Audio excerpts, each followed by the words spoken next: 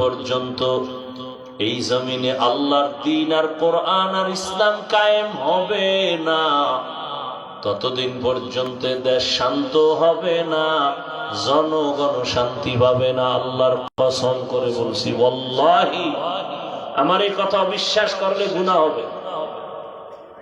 ইসলাম যতদিন আসবে না ততদিন এই জমিনও ঠান্ডা হবে না, জাতীয় শান্তি পাবে না। এ কথাকে সন্দেহ করলেও গুনাহ হবে। কেউ পারে নাই, সম্ভব না। তার একটা নতুন নমুনা আমি দেই, অনেকেরই সব জায়গায় বলি, হয়তো শুনেও থাকেন, আবারও বলছি। এই যে এত বিশাল এখানে প্যান্ডেল, হাজার মানুষ এখানে আসছেন, যে যেখানে জায়গা পেয়েছেন বসছেন, কেউ দাঁড়ায় আছেন। এই খেয়াল করে শুনেন, ভালো না লাগলে বলেন স্যার, আমি জোর করে বয়ান শোনাতে আসিনি। আপনি যদি না শুনেন, আমার ঠেকাও নেই যে আপনাকে শোনাতে হবে। আর রিজিকের মালিক আল্লাহ, এটা আমি 100 না ওভার 100 অন্তরে নিয়ে চলি। পিপিলিকার খানা খেয়ে দেন আল্লাহ, তো সে আল্লাহ আমাকে দিবেন না? গর্তের মা কি বলে, প্রাণীর খানা, জঙ্গলের প্রাণীর খানা, নদীর মধ্যে হাজারো ধরনের মাছের খানা কে দেন? আল্লাহ। ওরা দামি না আমরা দামি? আমরা দামি। তা আল্লাহ ওদের দিলে আমাকে দিবেন না? এত টেনশন কেন? বেঈমানের পা চাটতে হবে কেন? নাস্তিকের সামনে মাথা নত করতে হবে কেন? ওই যে টাকা খাইছে ভোটের আগের রাতে। এজন্য যেই পুরুষ নামের কলঙ্ক শ্বশুর বাড়ির থেকে যৌতুক খায়, ওই কাপুরুষটাই বউয়ের কাছে গোলাম হয়ে থাকে। বাস্তব নাকি বানায় বললাম? বাস্তব। ওই কাপুরুষটাই বউয়ের সামনে বিলাইয়ের মতো থাকে, বিড়ালের মতো মাথা নত করে থাকে। বউ যা কয় তাই। বউ যদি বলে এখন সূর্য পশ্চিমে গেছি, বাবার ঠিক আছে, আছে না নেই? আছে। কিছু নিমক হারাম আছে, এরা দ্বীন ইসলামের কথা শুনলেই শরীরে আগুন লাগে। আলেম ওলামার প্রশংসা শুনতেই চায় না, কারণ চরিত্র চরম খারাপ করে ফেলছে। চরিত্র চূড়ান্ত খারাপ, চরিত্রহীন হয়ে গেছে।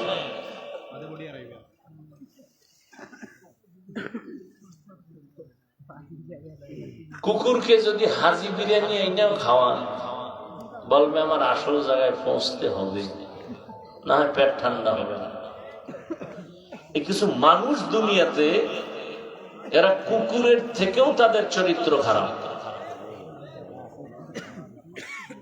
এজন্য বয়ান শুনবে শুনবে ঠিক, কিন্তু ফট করে বিড়িটা ধরায় বাড়িতে যাবে।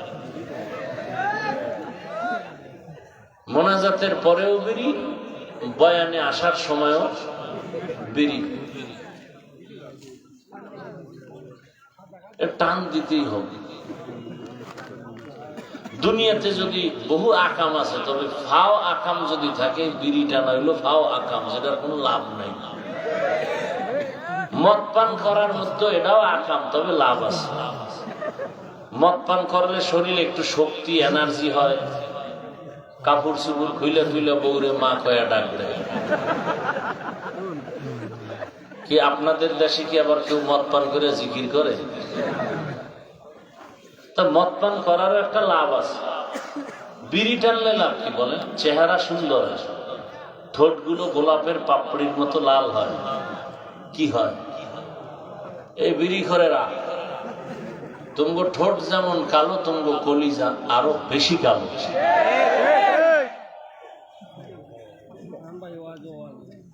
আল্লাহ হেদায়েত দান করুন, আমিন।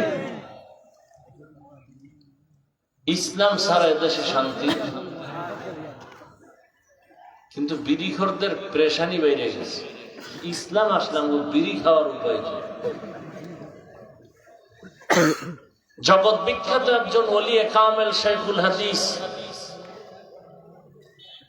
আলেমদের আলেম, জগৎ বিখ্যাত শাহ আতাউল্লাহ বুখারী রহমতুল্লাহ আলাইহি বয়ান করতেছেন জান্নাতের মা তাশতাহি আনফুসুকুম, এমন এক জান্নাত আল্লাহ দিবেন, যেই জান্নাতে গিয়ে তুমি যা চাইবা তাই পাইবা, কল্পনার সাথে হাজির।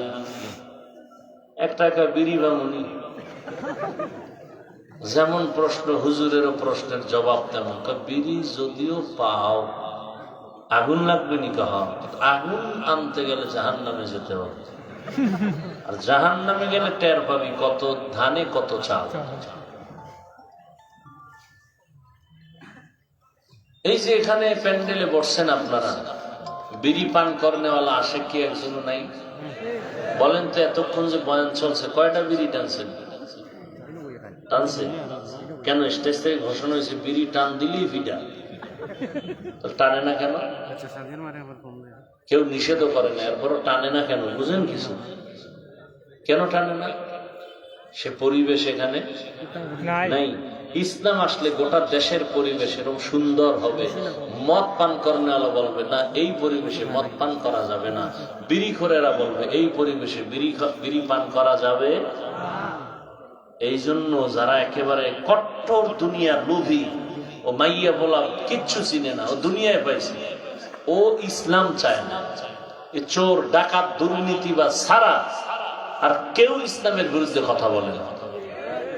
কারণ ইসলাম আসলে চোরের ক্ষতি, ডাকাতের ক্ষতি, জালেমের ক্ষতি, দুর্নীতিবাজের ক্ষতি। এজন্য সব দুর্নীতিবাজ চায় ইসলাম না আসুক। আমরা চাপাবাজি করবে যে ইসলাম শান্তির ধর্ম, এই চাপাবাজিটুকু করে, কিন্তু ইসলাম আসুক দেশে এটা চায় না। কেন? আসলে ওর চুরি চলবে না, দুর্নীতি চলবে না, আঙ্গুল ফুলে কলা গাছ হতে পারবে না। আছে না? আল্লাহ হেদায়েত দান করুন। তো দুনিয়ার সবাইকে বেজার করা যাবে, আল্লাহকে বেজার করা যাবে না। কারণ দুনিয়ার সবাই স্বার্থপর, আল্লাহ এমন দয়ার মালিক যার কোনো স্বার্থ নাই। এই যে এত সুন্দর একটা প্যান্ডেল, এতগুলো মানুষ, যে যেখানে বসা আছেন, দাঁড়ানো আছেন, চুপচাপ, কোনো আওয়াজ নাই, এরকম একটা মানুষের সমাগম যদি আপনাদের অত্র এলাকার কোনো কোটিপতি বাহাদুর যদি চাইতো, আমিও এতগুলো মানুষ আলাদা আঙ্গিকে দুনিয়ার জন্য ডাকবো, তাহলে তার প্রথম করণীয় কি? এই মানুষগুলোকে আসা যাওয়ার ফ্রি গাড়ি দেওয়া লাগতো। কি দেওয়া লাগতো? ফ্রি গাড়ি দিলেও কিন্তু এই বেহেশতি মানুষ আসতো না, গাঞ্জাখোরেরা লাইন দিত। এরপর আসার পরে কি করতে হইতো? এদের জন্য ভিআইপি চেয়ার। কথা ঠিক না? আপনাদেরকে ফ্রি গাড়ি দেওয়া হয়েছে, বসার বিছানা ভিআইপি। পৃথিবীতে এর থেকে নিকৃষ্টতম নরমাল থার্ড ক্লাসের বিছানা আর নাই। কিন্তু এই নরমাল বিছানায় বৈশাখ কি কারো অন্তরে কষ্ট আছে? বড় কঠিন চিন্তার বিষয়।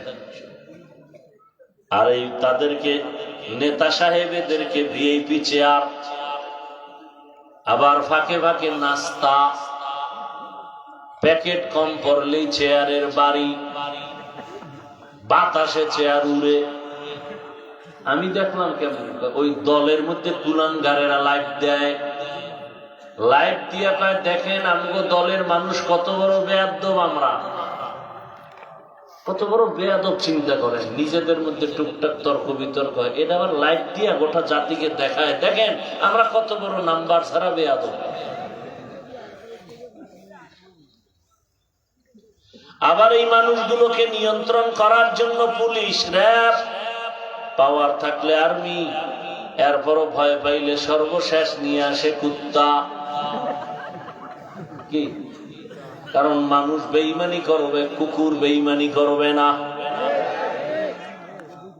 আপনারা বিবেক দিয়ে তাকায় দেখেন, এতগুলো মানুষ যে আপনারা দাঁড়ানো বসা নিয়ন্ত্রণের জন্য কত টিম পুলিশ আছে, র্যাব, আর্মি।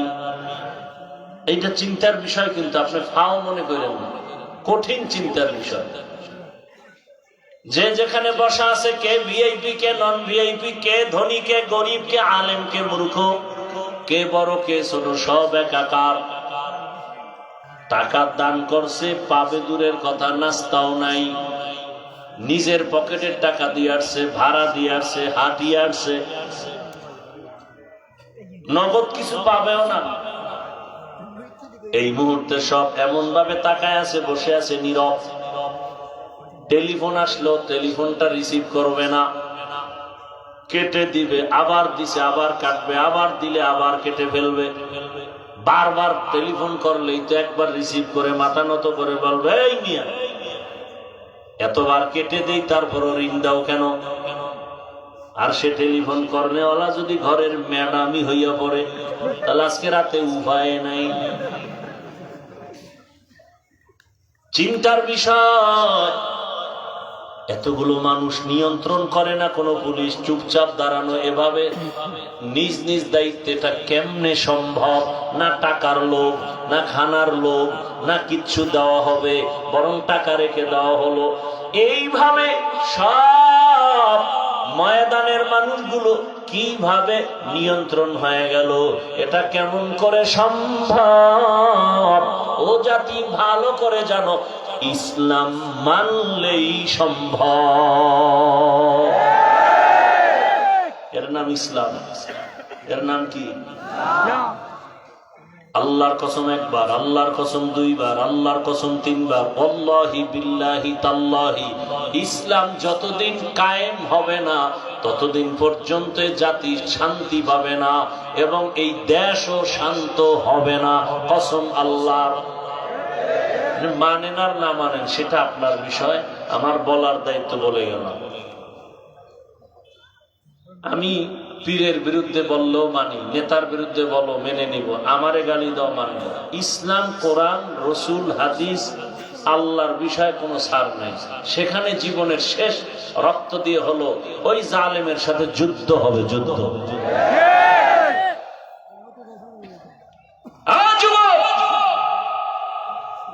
তোমার রক্ত কি এখনো গরম হয় নাই? গোটা দুনিয়াটা জাগরণ করে গেল, তোমার জাতি ভাই সেই যুবক।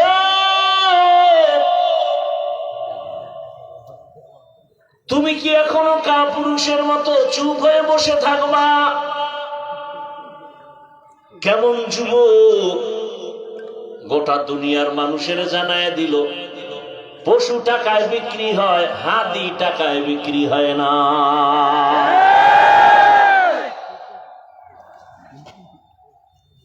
তুমিও যুবক, তোমার জাতি ভাই সেও যুবক, রাস্তা দিয়ে হাঁটে আর মানুষ এসে এসে টাকা দেয়।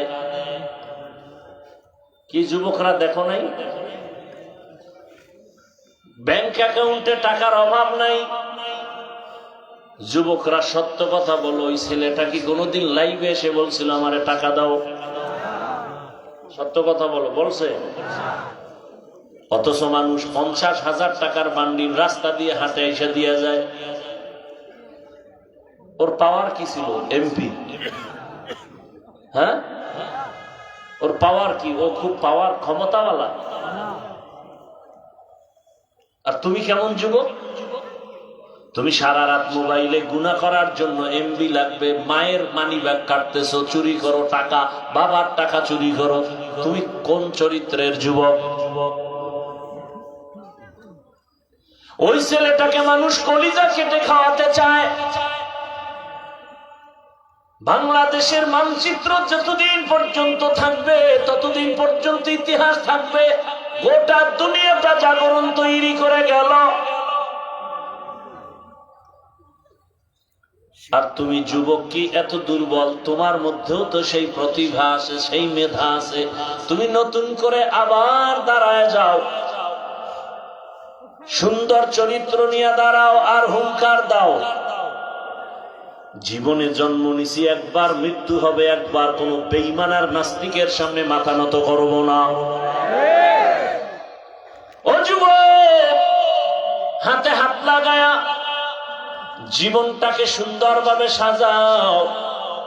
মাত্র 8 থেকে 10টা বছর মোবাইলটাকে পানির মধ্যে ফেলে দাও। ভালো করে লেখাপড়া করে সুন্দর চরিত্র নিয়ে আবার দাঁড়াও। ডাক্তার হও, ইঞ্জিনিয়ার হও, ওসি ডিসিএসপি হও। ওটা দুনিয়ার টাকাওয়ালা তোমার কদমে মাথা নত করতে বাধ্য হবে। তুমি টাকা খুঁজো কেন? গোটা দুনিয়ার টাকাওয়ালারা তোমাকে খুঁজবে। মিথ্যা বলছি? ডাক্তার জাকির নায়েকরে কে না চিনে, কে না জানে? সারা দুনিয়াতে এত মোহাব্বতের মানুষ, টাকার বাহাদুরিতে না, ক্ষমতার বাহাদুরিতে না, একমাত্র সুন্দর আদর্শ আর সুন্দর চরিত্র। হোমিওপ্যাথিক ডাক্তার, গোটা দুনিয়া পাগল টাকার গরমে। সুন্দর চরিত্র, নৈতিক আদর্শ। তুমি যদি সিলেটের সব থেকে বড় ধনী হও আর অক্সফোর্ড বিশ্ববিদ্যালয়ের থেকে যদি তুমি 50টা ডিগ্রি নাও আর চরিত্র যদি খারাপ হয়, জুতার বাড়ি ছাড়া তোমার কপালে কিচ্ছু নেই। তুমি সিলেটের 1 নাম্বার কেন? সিলেটে ঢুকতেই পারবা না। গুল্লি মারো তোমার টাকা পয়সা। চরিত্র এত দামি এক সম্পদ। আর একটা গরিব রিক্সা ড্রাইভারের ফ্যামিলি থেকে উঠে আসো, চরিত্র ঠিক থেকে ডাক্তার হও, গোটা দুনিয়ার মানুষ মাথায় নিয়ে সম্মান করো। তোমার টাকা দেখবে না, দেখবে চরিত্র। তোমার টাকা দেখবে না, বরং তোমার সাপোর্ট দিবে। কত কোটি টাকা চাও, আমরা দিব। নতুন করে জাগো। মোবাইলে আকাম সাকাম কম তো করো না, এবার মোবাইলটা আগুন দিয়ে পুড়ে ফেলাও। যে না, 5-7টা বছর একটু কষ্ট করে লেখাপড়া করি, চরিত্রটা ঠিক রাখি, দেখবা এই দুনিয়ার নেতৃত্ব তোমার হাতের মুঠোয় চলে আসবে। তুমি ভয় পাও কাকে? তোমার চরিত্র ভালো, সব চরিত্রহীনেরা তোমাকে ভয় করবে। চোর ডাকাত তোমাকে ভয় করবে, তুমি চোরকে ভয় করো কেন? কিসের অভাব? হ্যাঁ, তোমার চরিত্রের অভাব। মা বাবার সাথে তোমার ব্যবহার ভালো নাই, এ কারণে তোমার কপালে শান্তি আসবে কিনা তুমি নিজেই ভয়ে আছো। অনুরোধ করে বলি যুবক বাবারা, বৃদ্ধ বাবাজি, পর্দার আড়ালের মা বোনেরা, অনুরোধ, সুন্দর চরিত্র নিয়ে লেখাপড়া করে doctor, engineer, professor, OCD, CSP হও। জীবন খোদার কসম সফল হবে, চূড়ান্ত সফল। শুধু সিলেটে না, গোটা দুনিয়াতে তোমাকে চিনবে, সম্মানের সাথে সবাই স্মরণ করবে। এর সাথে তোমার সুন্দর চরিত্র, পাশাপাশি 3 জায়গার দোয়া লাগবে। 3 জায়গার দোয়া না থাকলে চূড়ান্ত সফলতা আসবে না। ওই 3 জায়গার দোয়ায় যেমন তুমি দামি, আবার বড় দোয়া লাগলেও তোমার জিন্দেগি মরার আগে পঙ্গু। মনে রাখো কথাগুলো। 1 নাম্বার জায়গা মা বাবার দোয়া, দ্বিতীয় হলো শিক্ষকের দোয়া, তৃতীয় হলো উলামায়ে কেরাম, মুরব্বী, আল্লাহওয়ালাদের দোয়া। এই 3 জায়গার দোয়া নিয়ে ডাক্তার হও, জীবন সফল। এই 3 জায়গার দোয়া নিয়ে যদি তুমি প্রফেসর হও, জীবন সফল।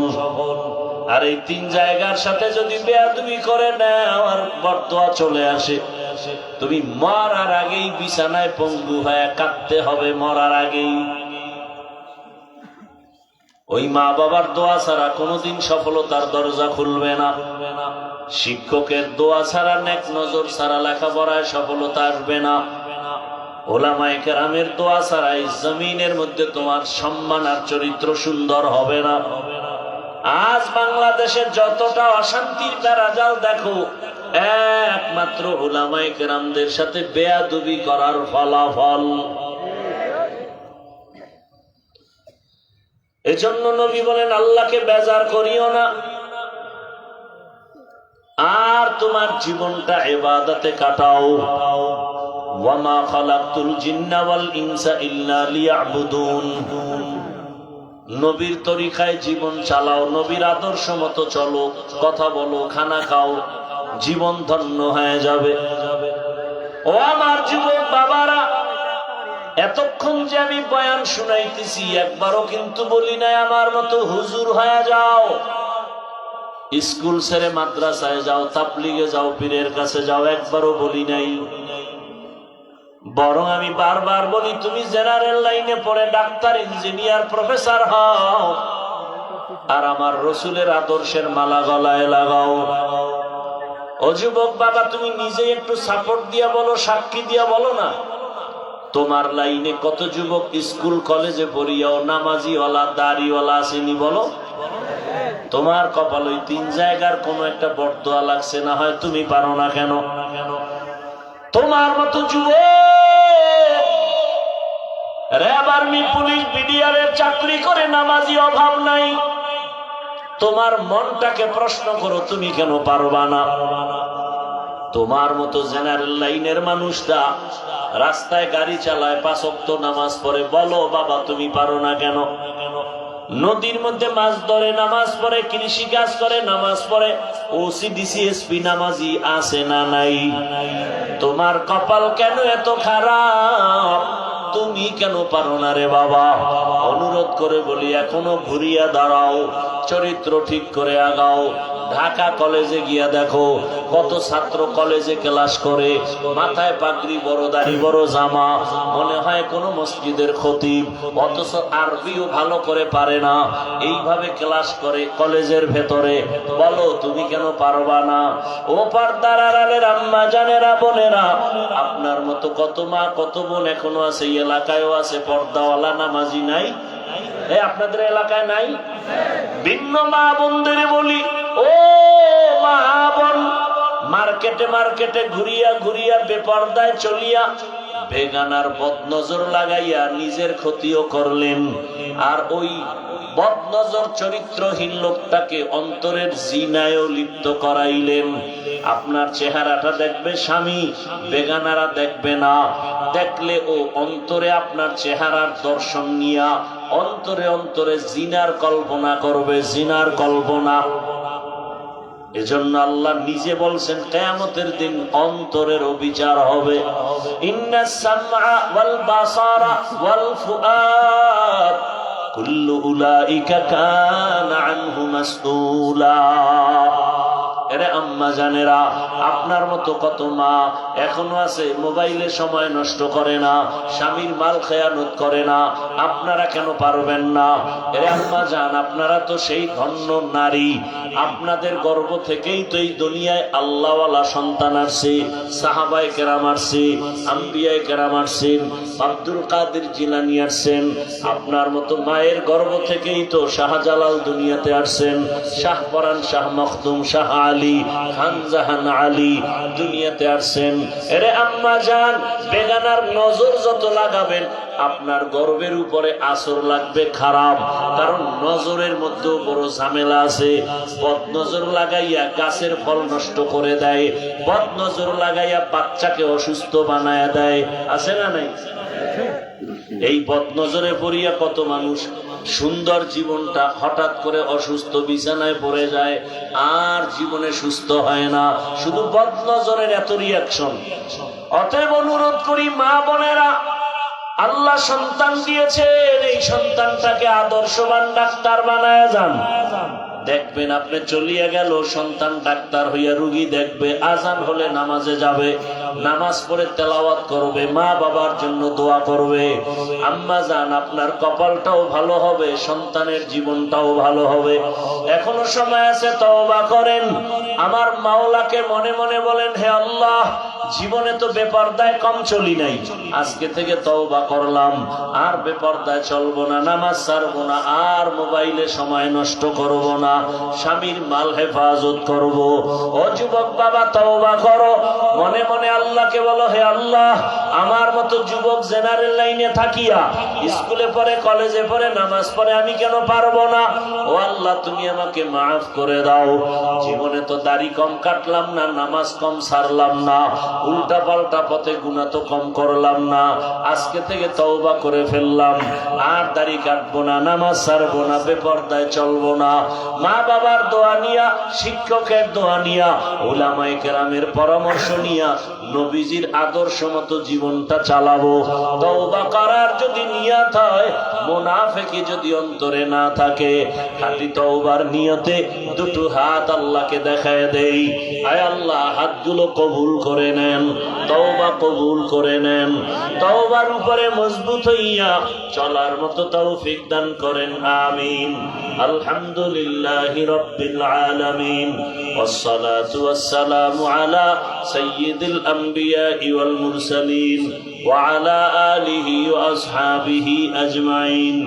ইয়া আরহামার রাহিমিন, ইয়া আরহামার রাহিমিন, ইয়া আরহামার রাহিমিন। রব্বিরহামহুমা কামা রব্বায়ানি সগীরা। اللهم إنك عفو كريم تحب العفو فاعف عنا.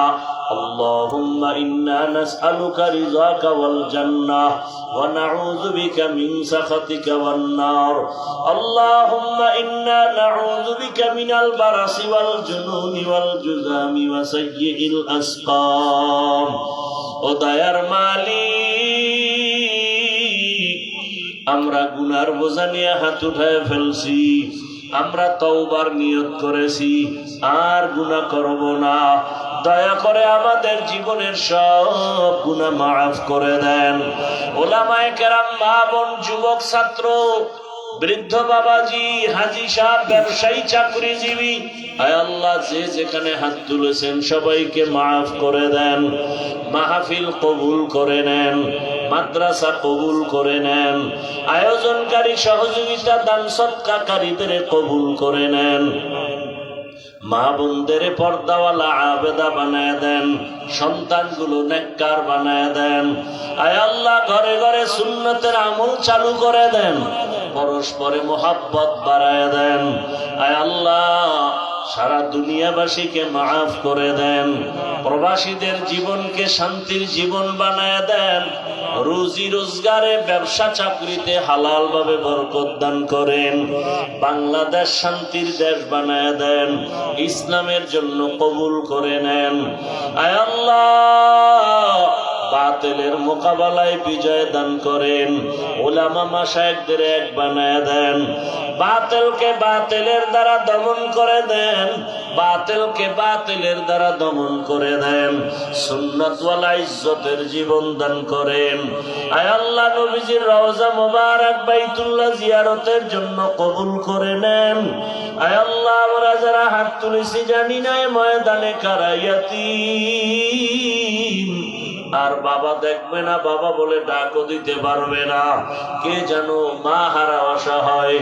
আয় আল্লাহ, যারা আত্মীয় স্বজন কবরে জান্নাতের ফয়সালা করে দেন, যারা বেঁচে আছেন হায়াত বাড়ায় দেন, অসুস্থ যারা সুস্থতার নেয়ামত বাড়ায় দেন। আয় আল্লাহ, জাহেরি বাতিনি দুশ্মনের মোকাবেলায় বিজয় দান করেন, ইজ্জতের জীবন দান করেন। আয় আল্লাহ, বরকতের রিজিক দান করেন। আয় আল্লাহ, জাহেরি বাতিনি দুশ্মনের মোকাবেলায় বিজয় দান করেন। আয় আল্লাহ, ইলম হিলম হিকমত আমলে বরকত বাড়ায় দেন, চলার পথে হেফাজত করেন।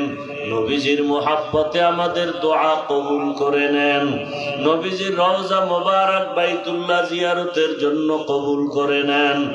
ঋণের বোঝা মাথায়, মাদ্রাসার জায়গার ঋণ আদায়ের কুদরতের দ্বারা ব্যবস্থা করে দেন। আয় আল্লাহ, নবীজির মুহাব্বতে আমাদের দোয়া কবুল করে নেন। সাল্লাল্লাহু তাআলা আলা খাইরি খালকিহি মুহাম্মাদ ওয়া আলিহি ওয়া আসহাবিহি আজমাইন বিরহমাতিকা ইয়া আরহামার রাহিমিন। বয়ান চলতে থাকবে, উঠা বসা করবেন না। সাক্ষাতের জন্য ভুলেও আমার সামনে কেউ দাঁড়াবেন না, অনুরোধ।